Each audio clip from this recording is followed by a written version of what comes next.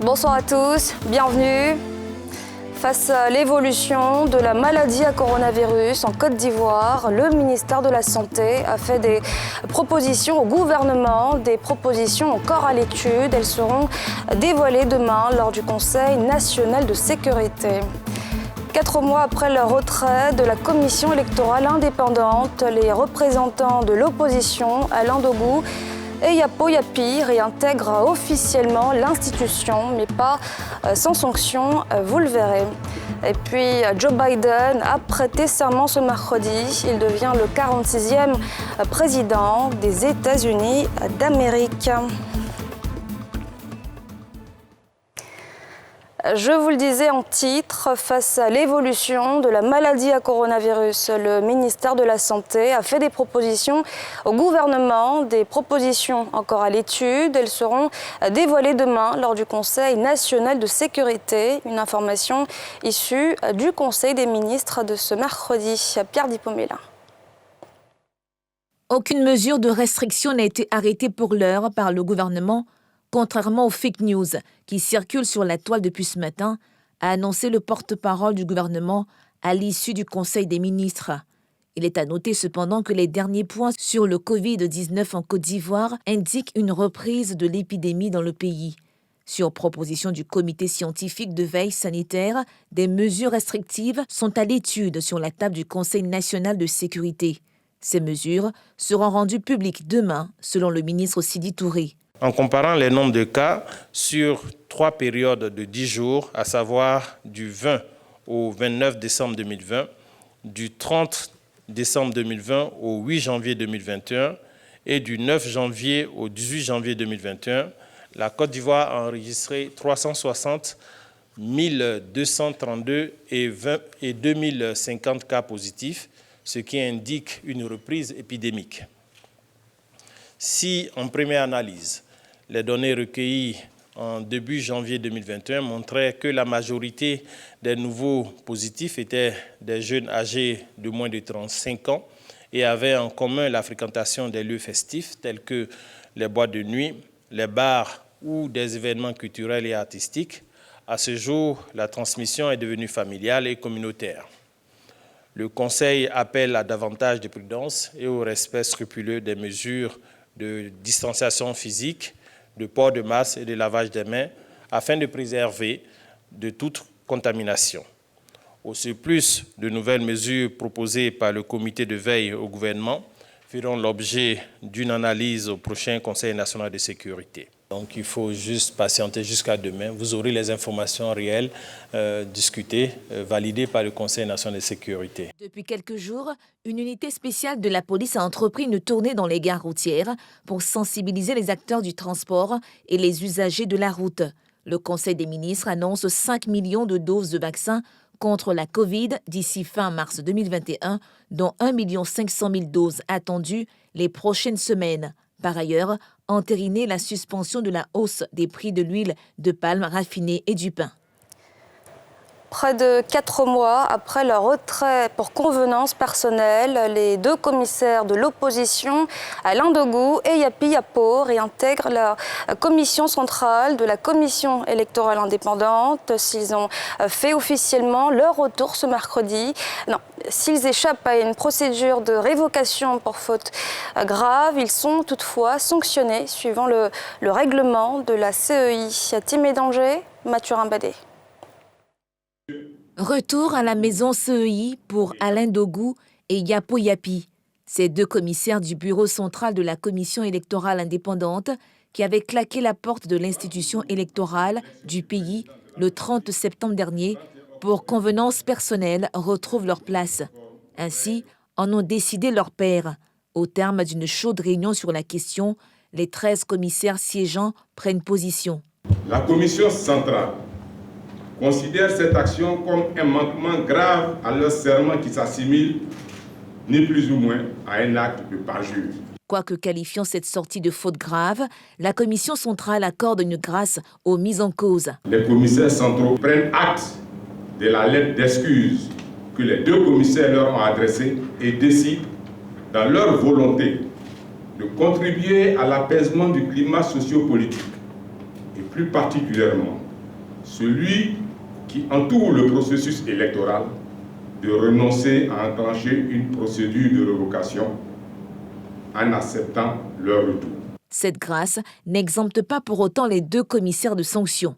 Dans un souci de transparence et afin de rassurer les électeurs et les candidats, la commission centrale a décidé de leur donner un avertissement et par ailleurs de leur retirer leur zone de supervision électorale pour l'élection des députés, de retirer la présidence de la sous-commission sécurité, informatique et logistique au vice-président Alain Diogou. La commission centrale, ajoute le porte-parole, profite de cette affaire pour rappeler aux commissaires centraux et locaux le caractère impératif du serment. Espérant que cet incident restera le dernier de l'histoire de la CEI, il a fait savoir que la commission centrale reste concentrée sur l'organisation de l'élection des députés du 6 mars 2021, dont la réception des dossiers de candidature s'achève ce vendredi 22 janvier 2021. Pour mettre un terme au problème d'écoulement des eaux récurrent dans le quartier de la Riviera Palmeraie, l'ONAD a entrepris des travaux d'élargissement des canaux d'évacuation des eaux pluviales. Ces travaux qui démarrent demain perturberont la distribution d'eau potable des populations environnantes. Nadja Eja. À partir de 8h demain jeudi, les populations des quartiers de la Riviera Golf, Riviera 3, Riviera 4, Bonuma, Mputo, Mbadon et Akwedo verront leur approvisionnement en eau potable perturbé en raison du déplacement du tronçon de distribution d'eau derrière la CDC à la Riviera 3, un réseau dans l'emprise du circuit pour le drainage des eaux de pluie. Ces travaux consistent à abandonner un tronçon de réseau d'eau potable, d'approvisionnement d'eau potable, à poser un nouveau réseau. Et pendant les travaux de piquage, c'est de raccordement de ces deux réseaux-là, donc l'ancien et le nouveau-là, qu'il y aura interruption du service d'eau potable.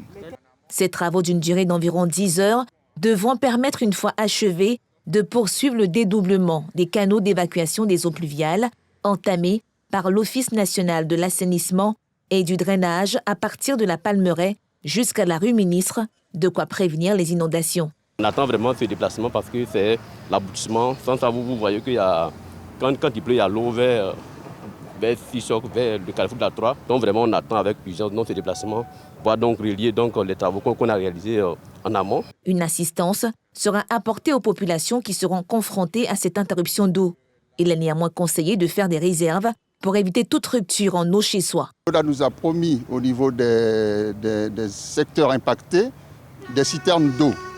Mais il faut que nous disions à nos populations de se préserver elles-mêmes en faisant des réserves d'eau à la maison. Selon le responsable de la SODECI, le service d'approvisionnement en eau potable sera totalement rétabli dans la nuit de jeudi à vendredi. La polémique autour d'une probable augmentation du pain, toujours d'actualité. Les responsables de la Fédération des petites et moyennes entreprises, malgré la suspension de la hausse du prix de la farine de blé, confirmée ce mercredi en Conseil des ministres, sont montés au créneau. Ils ont invité le gouvernement à apporter des solutions efficientes et durables à la survie des boulangeries ivoiriennes. Salif Yadekwe, Tanguy Kona.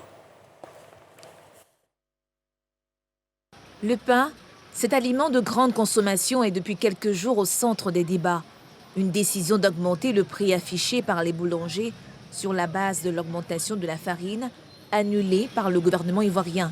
Pour les acteurs de ce secteur, il est impérieux d'aller plus loin et d'ouvrir de franches discussions sur le secteur. Nous avons décidé au niveau de la FIPME de faire une saisine du comité de concertation État-secteur privé. Autant vous voyez beaucoup de boulangeries, les impôts estiment qu'ils ne voient pas l'impact de toutes ces boulangeries sur la fiscalité de la Côte d'Ivoire. C'est qu'il y a un problème quelque part. Il faut que d'autres structures soient associées et qu'il y ait une véritable rencontre sectorielle pour profiter prendre ce contexte-là comme le prétexte pour résoudre beaucoup d'autres problèmes liés au texte non appliqué. Que le pain a un prix, comme tout produit. Et ce prix dépend de beaucoup de facteurs.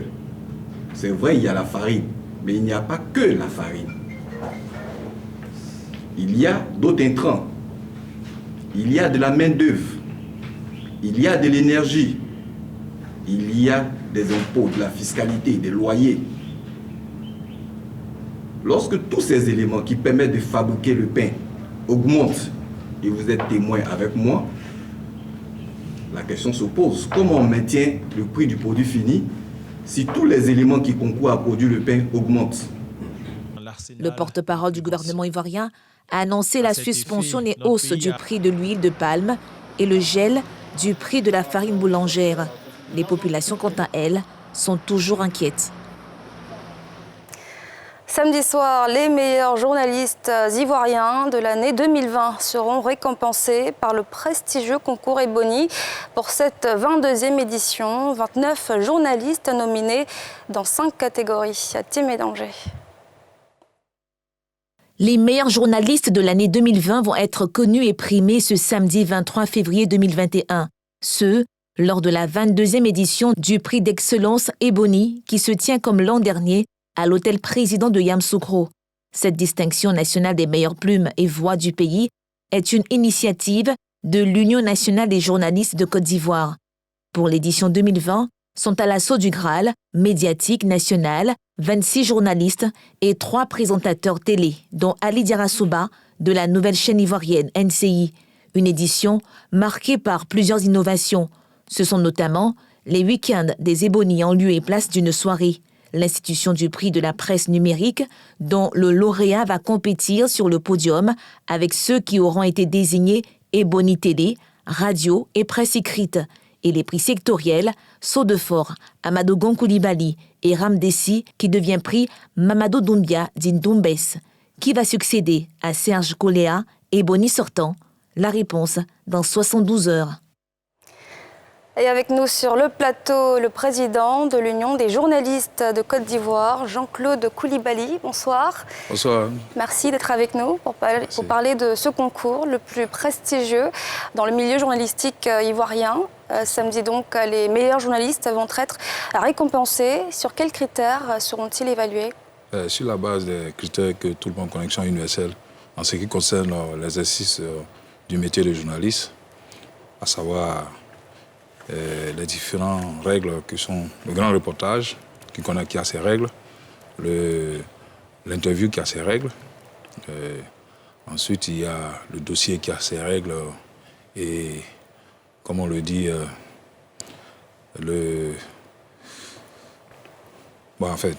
dans toutes les catégories qui sont retenues par le jury et que nous connaissons. Qui décidera du sort des nominés justement? Qui fait partie du jury cette année? Le jury de cette année est présidé par le président Kébé Yacouba, qui est le président de la KIDP, que tout le monde connaît dans le métier, qui est vraiment l'un de nos maîtres, qui a marqué et continue de marquer l'histoire du journalisme en Côte d'Ivoire par sa rigueur et par son professionnalisme. C'est lui qui a la lourde tâche avec les autres membres du jury, non moins émérites, qui vont désigner les meilleurs d'entre nous, en tout cas le samedi prochain. Les journalistes sont très critiqués en Côte d'Ivoire. Il y a une sorte de méfiance envers l'exercice de ce métier. On nous traite de journaleux, de soupeaux du pouvoir, à tort ou à raison. Qu'avez-vous à répondre à ces critiques? Vous savez, les critiques sont partagées au niveau, en ce qui concerne les journalistes, mais parfois j'estime que ces critiques-là sont un peu excessives. Voilà. Parce que dans toute corporation, comme j'ai l'habitude de le dire, il y a des brebis galeuses. Il y a certains qui font très bien leur métier, qui suivent, qui respectent les règles qui sont établies dans le métier et qui respectent la loi. Il y a d'autres, par contre, qui font en sorte qu'il y a des dérives dans leurs écritures. Mais je pense que c'est tout cela que les lecteurs, c'est tout cela que les téléspectateurs, les auditeurs observent pour donner ce genre de critiques. Mais je pense que dans l'ensemble, les journalistes de Côte d'Ivoire essaient de donner le meilleur d'eux en respectant les règles de notre métier. Parfois, on regarde un peu ces critiques-là dans le prisme de l'obédience auquel on appartient, ou l'obédience qu'on suit, c'est-à-dire l'obédience politique s'entend. Mais qu'il est important vraiment de comprendre qu'on peut avoir peut-être une position idéologique, mais tout en respectant les règles du métier que nous confère, en tout cas, le métier de journaliste, tout en restant professionnel. C'est ce qui est important. Ce n'est pas, en tout cas, une tare, ce n'est pas un impair d'appartenir à une idéologie ou bien d'arriver ou bien plus ou moins proche à un parti politique. Mais le plus important, c'est dans le traitement de l'information. Il faut respecter les règles, les fondamentaux. C'est ce qui est important. Qu'est-ce qu'un bon journaliste, selon vous ? Un bon journaliste, pour moi, c'est celui qui respecte le code de l'éthique et de la déontologie, qui l'applique dans l'exercice de son métier et qui, véritablement, exerce ce métier-là dans les limites que lui confère la loi. C'est cela, pour moi, un bon journaliste. D'accord. Alors, l'événement se tiendra du 22 au 24. Quel est le programme pour ces 3 jours ? Oui, 3 jours. Il faut rappeler d'abord, c'est une innovation majeure que nous avons décidé au niveau du Conseil exécutif pour plusieurs raisons. La première raison, c'est que chaque année, nous choisissons un thème. Mais vous voyez bien que, comme Ebony se tenait sur une seule nuit, c'était la nuit de l'excellence, la nuit de la communication, on ne disséquait pas, on ne discutait pas autour de ce thème-là. Nous avons décidé, en cette année, vraiment, d'étendre Ebony sur 3 jours, tout le long d'un week-end. Pourquoi ? Tout simplement pour permettre aux intellectuels que nous sommes de discuter, de disséquer le thème de l'année. Le thème de cette année, c'est quel journalisme autour d'une Côte d'Ivoire rassemblée. Cela fera l'objet d'une discussion le vendredi, dans l'après-midi, avec des éminents panélistes, des universitaires. Et autour de cela, il y aura par exemple des journalistes et écrivains qui apporteront encore leur contribution, présenteront leurs œuvres et feront des dédicaces.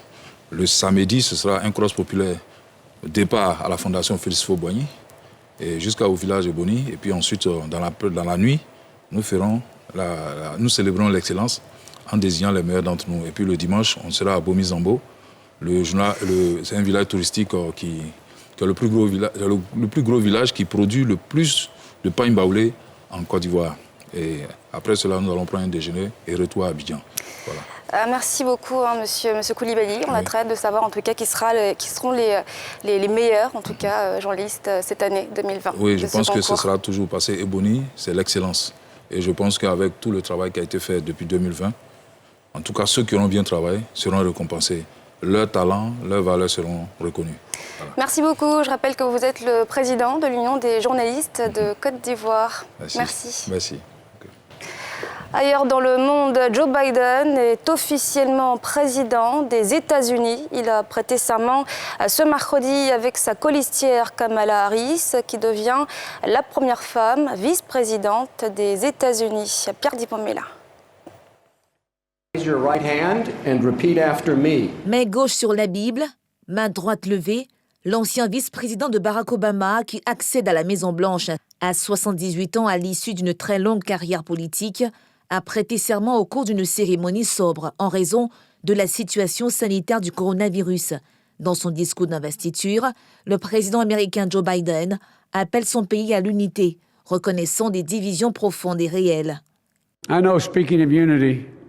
Je sais que parler d'unité peut paraître pour certains un fantasme insensé de nos jours. Je sais que les forces qui nous divisent sont profondes et réelles, mais je sais aussi qu'elles ne sont pas nouvelles.